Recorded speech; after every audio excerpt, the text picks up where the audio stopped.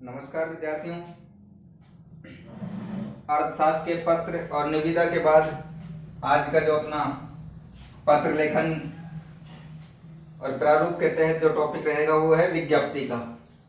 विज्ञप्ति के बारे में थोड़ा समझेंगे, फिर उसका प्रारूप लेखन हम तैयार करेंगे, जैसे कल निविदा का किया था। तो विज्ञप्ति के बारे में हम पढ़ेंगे आज। तो नोटबुक निकालें और आप भी मेरे साथ साथ उसमें नोट करते रहें।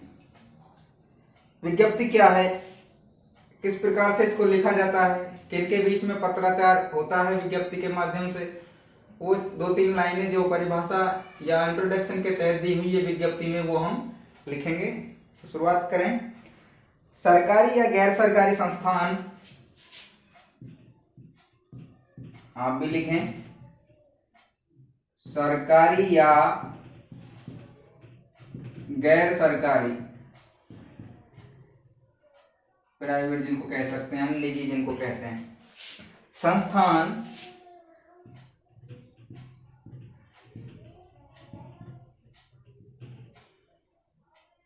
अपने किसी निर्णय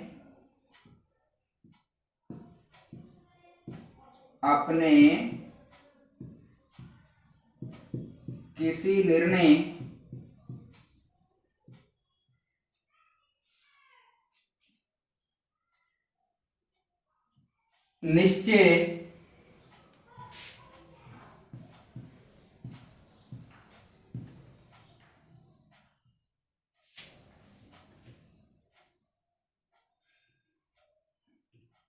घोषणा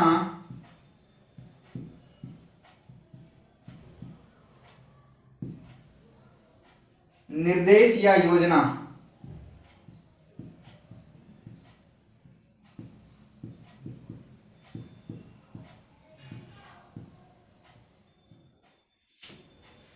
आदि से संबंधित सूचनाओं का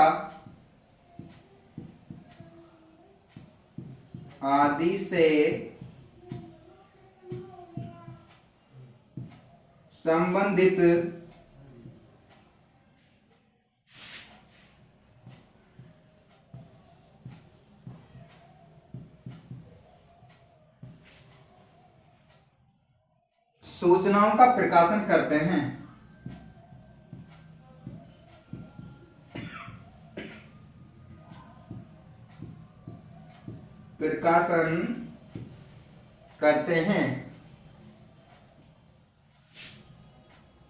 तो क्या है विज्ञप्ति?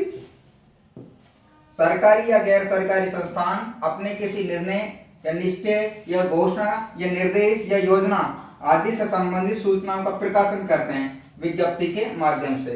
किस प्रकार से कि कोई इन संस्थान ने निर्णय लिया, कोई घोषणा की, कोई आदेश निर्देश दिया या कोई योजना निकाली, उसकी सूचना जब प्रकाशन करते हैं, चाहे वो समाचार पत्रों में करें या सूचना पट के माध्यम से करें या सोशल मीडिया के तहत करें, तो वो विज्ञप्ति होती है। विज्ञप्ति में देखो किस प्रकार से इसका प्रारूप बनाते हैं, जैसे कल हमने उसमें लिखा था ऐसे। विज्ञप्ति में नंबर 1, कार्यालय का नाम व पता, वही चीज है जो कल हमने उसमें लिखा था निविदा में। कार्यालय का नाम व पता। नंबर 2, शीर्षक डालेंगे विज्ञप्ति। शीर्षक क्या डालेंगे? विज्ञप्ति। कल निविदा डाला था, निविदा सूचना पत्र संख्या डाली थी, कार्यालय का नाम पता डाला था, उसी आधार पर आज डालेंगे विज्ञप्ति। नंबर 3 है सूचना योग्य विषय।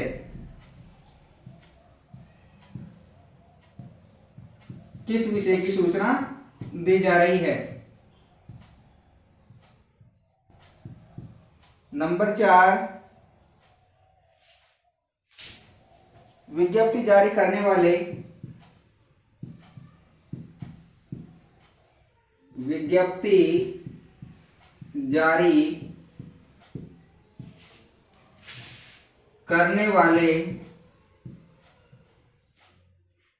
अधिकारी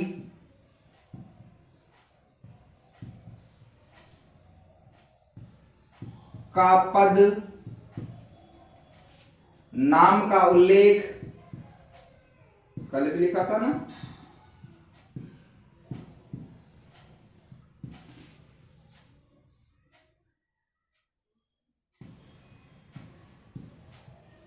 किया जाता है। क्या क्या करते हैं? सबसे पहले कार्यालय का नाम व पता, फिर शीर्षक में विज्ञप्ति है, विज्ञप्ति की परिभाषा, उसका जो परिचय हमने ऊपर लिखी दिया है। तीसरे नंबर पर किस विषय के अधीन हम जो सूचना प्रेषित कर रहे हैं वो, और चौथे नंबर पर नीचे विज्ञप्ति जारी करने वाले अधिकारी का पद व नाम का उल्लेख किया जाता है। जैसे कल हमने निविदा में भी लिखा था अधिशासी अभियंता और नगर पालिका अध्यक्ष, उसी आधार पर इसमें भी करना है। बस देखना यह है कि कौन से विषय में है, कौन से क्षेत्र के अधीन है।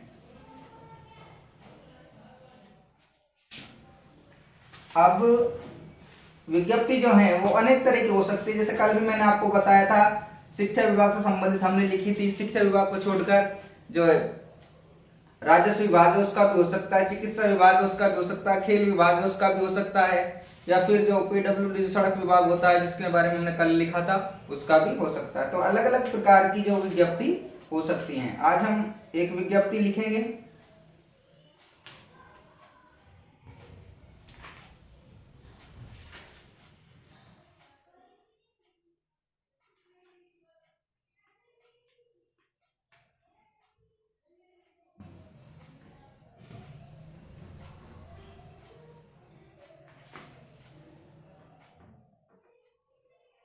पंजाब नेशनल बैंक इस प्रकार का प्रश्न है, तो ये उतार लिया होगा आपने, है ना। ये विज्ञप्ति है, ये इसका जो एक तरह से पहचान है, परिचय है। इस प्रकार से विज्ञप्ति के बारे में अगर पूछे तो ये हमको लिख के आना है। लेकिन प्रश्न के तहत विज्ञप्ति लिखा है तो फिर विज्ञप्ति बनाएंगे, वो मैं अभी आपको बता रहा हूं। ये उतार लिया होगा आपने।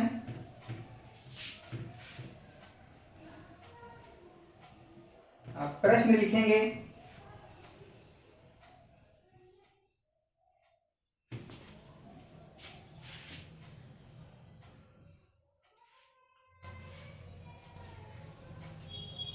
विज्ञप्ति का प्रश्न लिखेंगे। पंजाब नेशनल बैंक लिखें आप भी, पंजाब पीएनबी जिसको कहते हैं, नेशनल बैंक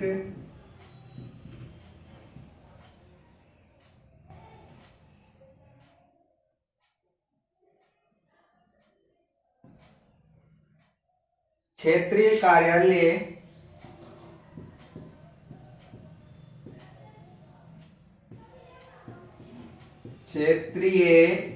कार्यालय जयपुर की ओर से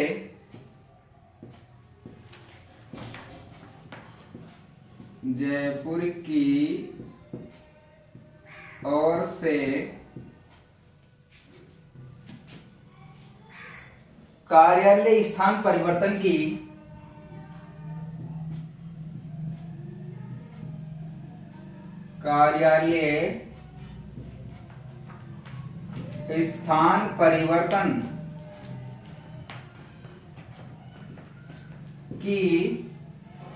आम सूचना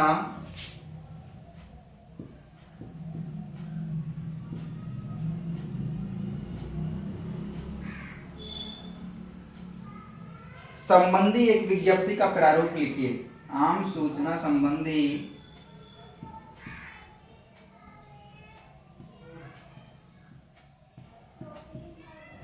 एक विज्ञप्ति का प्रारूप लिखिए।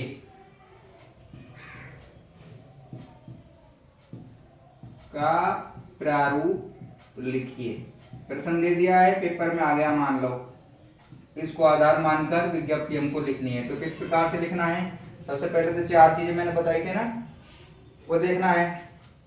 कौन कौन सी थी? अभी थोड़ी देर पहले लिखा।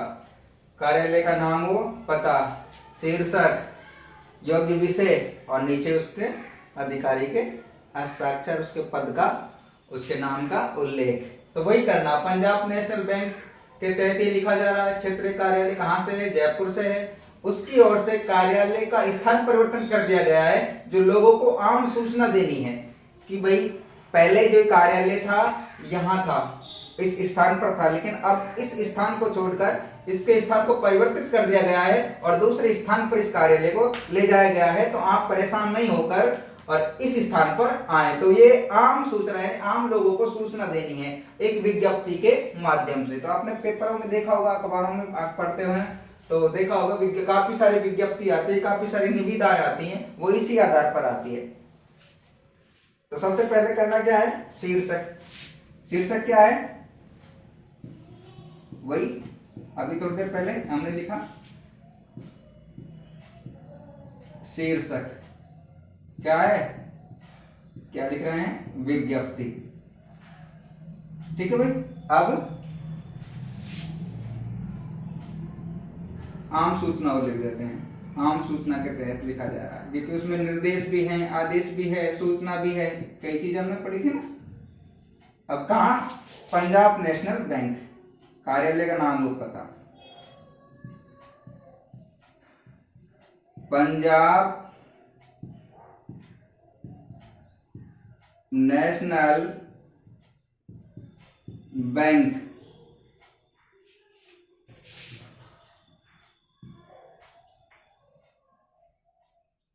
ये तो उसका नाम हो गया। अब उसका पता, ये चीज लिखनी है हमको।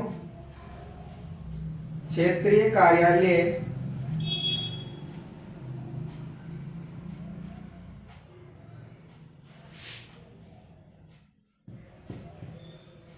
अठारह 19, ये जो फ्लोर नेम होते हैं, बिल्डिंग नेम, गणेश मार्ग। ये पता है उसका कि पहले स्थान कहाँ था? यहाँ था, गणेश मार्ग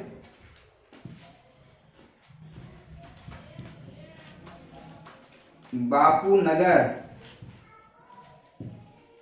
और मुख्य रूप से जयपुर। कहाँ का स्थान था? जयपुर का। जयपुर में कौन सी जगह? क्षेत्रीय कार्यालय के नाम से है। फ्लोर नंबर या मकान नंबर 18-19, गणेश मार्ग पर, जो मार्केट का नाम है बापू नगर, और मुख्य रूप से जो स्थान है वो है जयपुर। तो शीर्षक उसका विज्ञप्ति हो गई, आम सूचना प्रसारित करनी है, प्रेषित करनी है, नाम और पता हो गया। अब कहां से शुरू कर देंगे? क्रमांक लिखा। क्रमांक जरूरी है भैया सब चीज में, चाहे वो अर्थशास्त्रीय पत्र हो, चाहे वो निविदा हो, चाहे वो ज्ञापन हो, चाहे वो विज्ञप्ति हो। ठीक है भाई। तो यहां तक हो गया। अब दो चीजें हो गई हैं, चार चीज लिखनी है। शीर्षक हो गया, उसका नाम पता हो गया। अब तीसरी चीज क्या लिखनी है? योग्य विषय। विषय लिखते हैं ना पूरा का पूरा, कि किस आधार पर ये सूचना प्रेषित की जा रही है, किस विषय पर सूचना प्रेषित की जा रही है, वो लिखेंगे। और उसके बाद में नीचे पे क्या लिख देंगे? जिस शाखा या जिस कार्यालय के अधीन ये सूचना प्रेषित की गई है, उसके अधिकारी के नाम और उसका हस्ताक्षर। तो यहां तक आप उतारें, और उतारने के बाद में फिर आगे लिखेंगे। ये आपने उतारा। अब कल भी मैंने बताया था आपको, इस तरफ पत्रांक या क्रमांक संख्या लिखनी है, बाईं तरफ, और दाईं तरफ दिनांक। क्रमांक जैसे लिखा हुआ है इसमें 6/7/25। ठीक है। ये क्रमांक अर्थ होता है उनका जो लेटर हेड है उस पर ये क्रम संख्या है, उस पर ही लिखा जा रहा है। दिनांक आगे की डाल दो,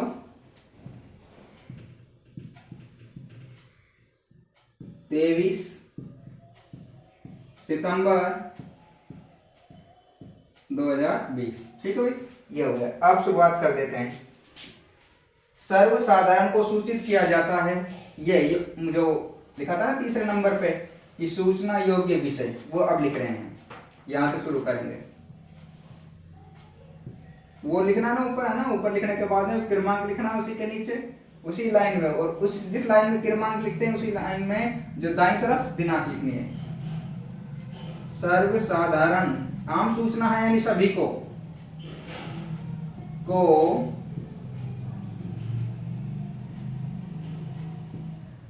सूचित किया जाता है कि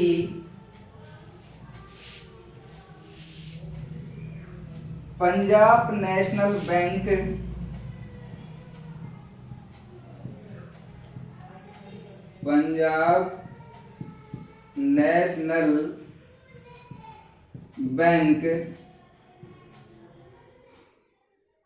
का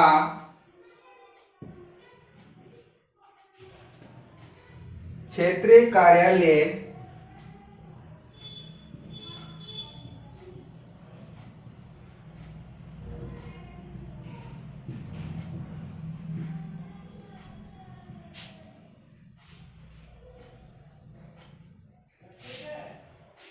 कार्यालय जयपुर से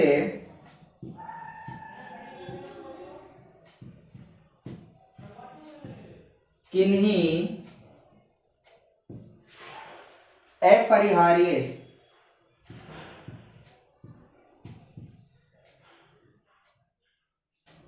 कारणों से, पूरा पता इसलिए नहीं लिखा हमने, पूरा पता ऊपर लिख दिया था, जो शीर्षक के नीचे नाम और पता लिखा था ना उसमें पूरा पता हमने लिख दिया था। यहाँ पूरा पता लिखने की आवश्यकता नहीं, क्षेत्रीय कार्यालय लिख दिया, ऊपर पूरा पता लिखा हुआ है, यानी उस पते को ही सर्वसाधारण को सूचित किया जाता है कि पंजाब नेशनल बैंक का क्षेत्रीय कार्यालय जयपुर से किन्हीं अपरिहार्य कारणों से, पूर्ण रूप से कारण नहीं दर्शाया गया है, सिर्फ लिखा है अपरिहार्य कारणों से दिनांक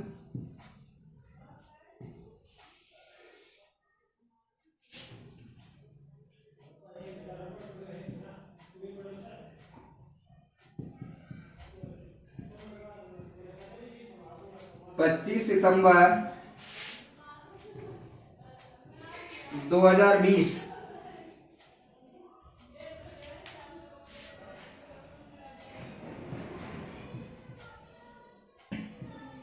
स्थायी रूप से बंद कर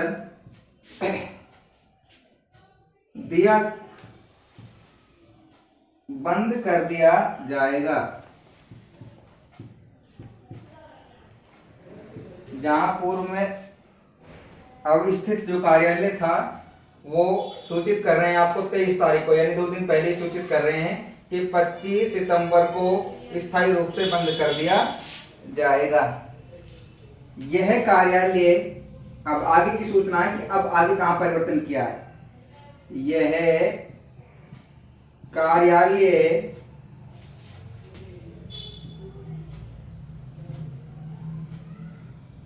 1 अक्टूबर को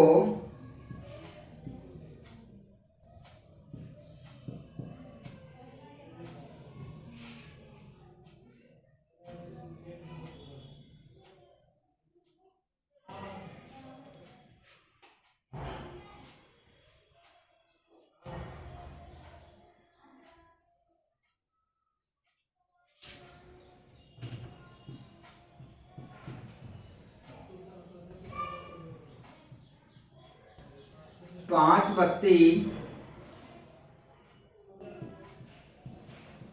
17-18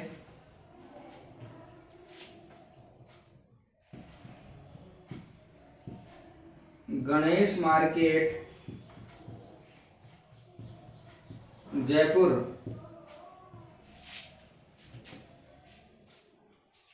में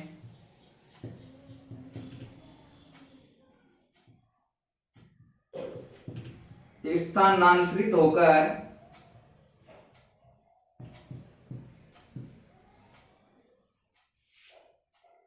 कार्य संचालन करेगा।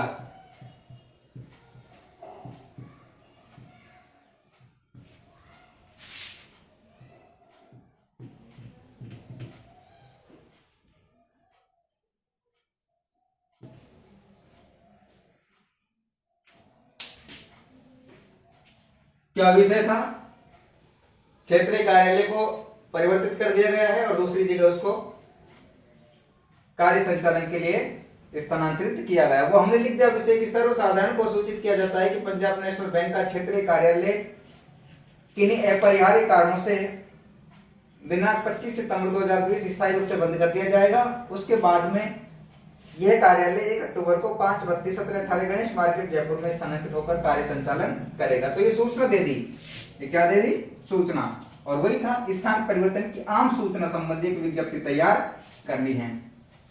थोड़ा सा और है इसमें, 2 लाइन वो लिखेंगे।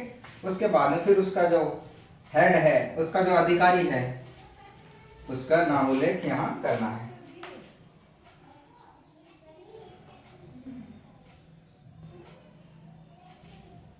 अतएव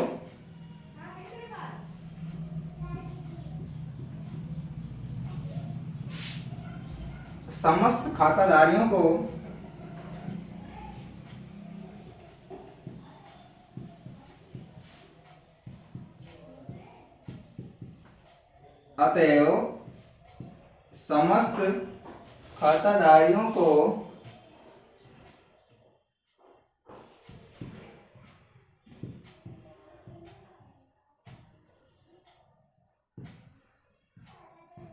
सूचित किया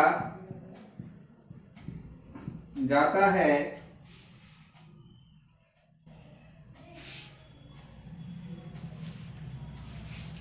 कि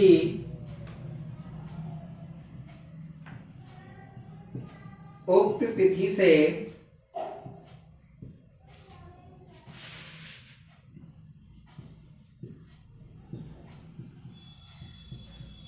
नए कार्यालय में संपर्क करें।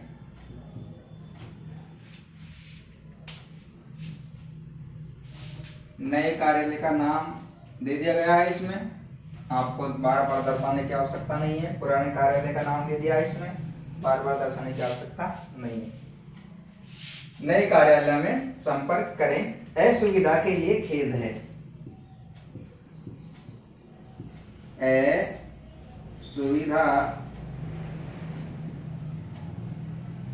के लिए खेद है।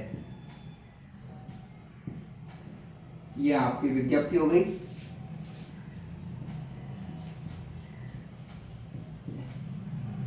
या उसके हस्ताक्षर हो जाएंगे किसके? जो उस बैंक का अधिकारी है, क्षेत्रीय प्रबंधक। ये आपका विज्ञप्ति का प्रारूप तैयार हो गया। तो इस प्रकार से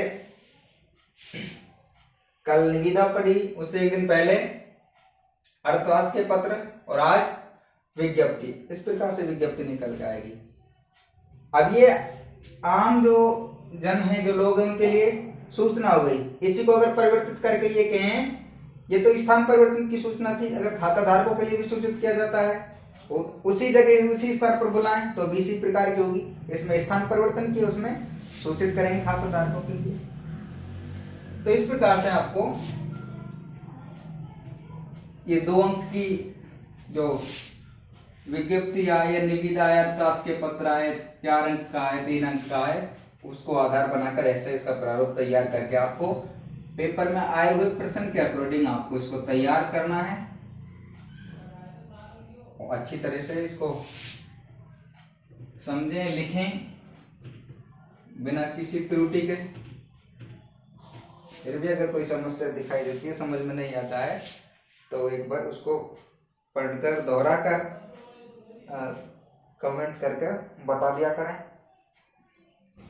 समस्या का समाधान किया जाएगा। अब कल पढ़ेंगे ज्ञापन और अधिसूचना।